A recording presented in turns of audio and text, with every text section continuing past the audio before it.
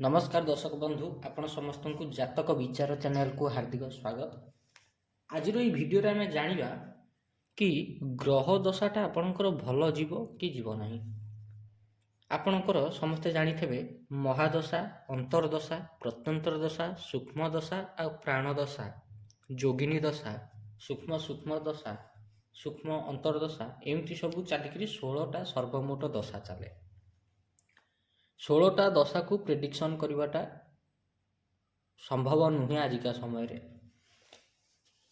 तेबे ओभराली आपण केमिति जानिबे कि आपणकर वर्तमान जो दशाटा चली किंबा आगु को आसुची से दशाटा भल पड़िबो ना खराब पड़िबो, एटा होची मुख्य कॉन्सेप्ट आज।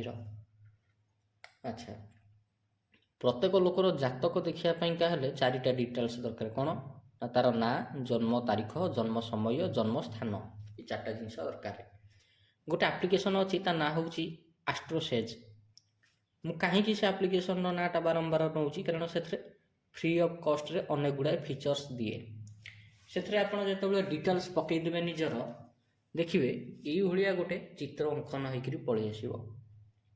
चित्र अंकन होकर पलि आसो जो प्रथमे देखिए यही जगार केते नंबर लिखाई। धरी नियंतु ये जगह 6 लिखाई। यार अर्थ हूँ यहाँ कन्या लग्न, कहीं यहाँ हूँ लग्न घर। सब मन रखिए यही स्थान गुटा को लग्न घर कहुए।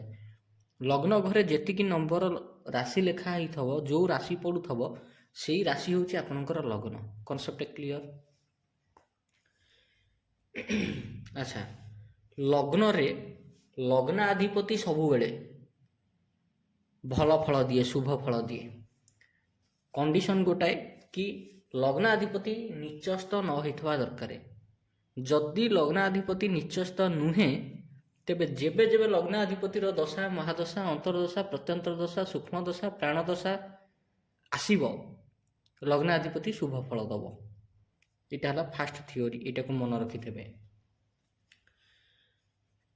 एठी जेतिकी नंबर लिखाई धरतु एठी 6 लिखाई, एठी 7, एठी 8, एठी 9 एमती लिखिकी जी 10,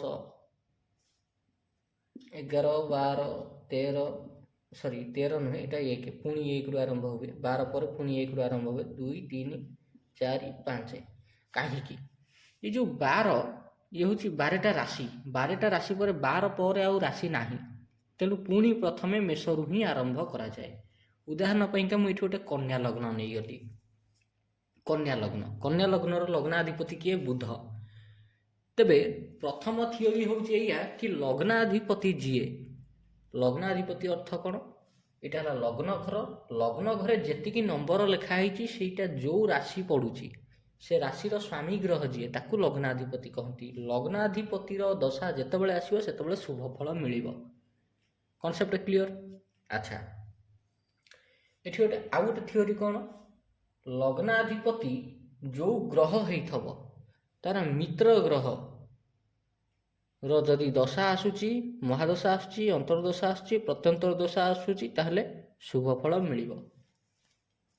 उदाहरण दउची, वर्तमान कौन सी लोकर कुंडली रे धरतु मंगल महादशा चली। उदाहरण स्वरूप इटा कन्या लग्न। कन्या लग्न रे मंगलंकर महादशा चली। महादशा निर्णयटा विंशोत्तरी दशारु करा जाए। विंशोत्तरी दशाटा एक्यूरेट फल दिए अन्य दशा अपेक्षा। विंशोत्तरी दशा आम देखिले मंगलंकर धरईना महादशा चली, बुधंकर अंतर्दशा चली। आम गोटे उदाहरण को नहीं जीवा। गोटे लोक धर यही 5 दिन पर ना मंगल महादशा बुध अंतर्दशा आरंभ होगा जाऊँगी। से लोक आमको प्रश्न पचार कि सर मोर मंगल महादशा बुध अंतर्दशाटा भल जीव ना खराब जीव? आपण केमिति ताकू प्रश्नर उत्तर देवे कि ये दशाटा आपणकर जो बुध अंतर्दशाटा मंगल महादशाटा भल जीव ना खराब जीव, ये जो टाइम पीरियडटा। प्रथमे देखिए तार लग्न कौन। लग्न हिसाब रे बुध हेले लग्नाधिपति, मंगल हेले बुधंकर शत्रु। मंगलंकर शत्रु बुध, तेणु यही दुईटा ग्रह उभयंकर विरोधी ग्रह। जदि विरोधी ग्रह ତାମାନେ ଏ ଦୁହିଁଙ୍କର ଫାଷ୍ଟ ଥିଓରି ଏଇଆ କହୁଛି ଦଶାଟା ଭଲ ଯିବ ନାହିଁ। ଫାଷ୍ଟ ଥିଓରି ଦଶା ଭଲ ଯିବ ନାହିଁ। ଦ୍ୱିତୀୟ ଥିଓରି, ଏଠି ଲଗ୍ନ କ'ଣ ଦେଖିବାକୁ ପଡ଼ିବ? କନ୍ୟା ଲଗ୍ନ। କନ୍ୟା ଲଗ୍ନର ମାରକ ଗ୍ରହ ଦେଖନ୍ତୁ, ଅଷ୍ଟମେଶ ଏଠି ପ୍ଲସ୍ ତୃତୀୟେଶ, ଦୁଇଟା ଉପଚୟ ଘରର ସ୍ୱାମୀ ଗ୍ରହ କିଏ? ମଙ୍ଗଳ। ତେଣୁ ମଙ୍ଗଳଙ୍କର ଦଶାଟା କନ୍ୟା ଲଗ୍ନରେ ଭଲ ଯିବ ନାହିଁ, ଭଲ ଯିବ ନାହିଁ। ଆଚ୍ଛା, ତାକୁ ଆରାମସରେ ଆପଣ ଦେଖିକି ଏଇଠୁ କହିପାରିବେ କି ମଙ୍ଗଳ ମହାଦଶାରେ ବୁଧ ଅନ୍ତର୍ଦଶାଟା ଫଳ ଏତେ ଭଲ ଦେବ ନାହିଁ, କହିଦେଇପାରିବେ। ଆଚ୍ଛା, କେତେବେଳେ ମଙ୍ଗଳ ମହାଦଶାଟା ଭଲ ଯିବ? ମଙ୍ଗଳ ମହାଦଶାରେ ଯେତେବେଳେ ସୂର୍ଯ୍ୟ ଅନ୍ତର୍ଦଶା ଆସିବ ସେତେବେଳେ ଭଲ ଫଳ ମିଳିବ। ମଙ୍ଗଳ ମହାଦଶାରେ ଯେତେବେଳେ ଚନ୍ଦ୍ର ଅନ୍ତର୍ଦଶା ଆସିବ ସେତେବେଳେ ଭଲ ଫଳ ମିଳିବ। ମଙ୍ଗଳ ମହାଦଶାରେ ଯେତେବେଳେ ବୃହସ୍ପତି ଅନ୍ତର୍ଦଶା ଆସିବ ସେତେବେଳେ ଭଲ ଫଳ ମିଳିବ। ଏଇ ଚାରିଟାକ ଗ୍ରହଙ୍କର ଯେତେବେଳେ ଅନ୍ତର୍ଦଶା ଆସିବ ସେତେବେଳେ ଏ ଲୋକକୁ ଭଲ ଫଳ ମିଳିବ। Concept clear? କିମ୍ବା ଏ ଚାରିଟାକ ଗ୍ରହଙ୍କ ଭିତରୁ ଯେକୌଣସି ଗୋଟାଏ ଗ୍ରହଙ୍କର ମହାଦଶା ଚାଲିଥାଉ, ଆଉ ତିନିଟାକ ଗ୍ରହଙ୍କର ଅନ୍ତର୍ଦଶା ଆସିବା ମାତ୍ରକେ ଶୁଭ ଫଳ ମିଳିବ। କାରଣ ଏ ହେଲା ମଣ୍ଡଳ, ଏଠି ଦୁଇ ପ୍ରକାର ମଣ୍ଡଳ କାମ କରେ। ଗୋଟେ ହେଲା ରବି ମଣ୍ଡଳ, ଗୋଟେ ହେଲା ଶନି ମଣ୍ଡଳ। ରବି ମଣ୍ଡଳରେ ସୂର୍ଯ୍ୟ, ଚନ୍ଦ୍ର, ମଙ୍ଗଳ, ବୃହସ୍ପତି ଇଏ ଚାରି ଗ୍ରହ ରହିଲେ। ଶନି ମଣ୍ଡଳରେ ବୁଧ, ଶୁକ୍ର, ଶନି, ରାହୁ, କେତୁ ଇଏ ପାଞ୍ଚଟା ଗ୍ରହ ରହିଲେ। ଯେତେବେଳେ ରବି ମଣ୍ଡଳରେ ଥିବା କୌଣସି ଗ୍ରହଙ୍କର ମହାଦଶା ଚାଲିଥିବ ଆଉ ତାଙ୍କର ମିତ୍ର, ଏ ଚାରିଟାକ ଗ୍ରହ ହେଲେ ନିଜ ନିଜ ଭିତରେ ମିତ୍ର।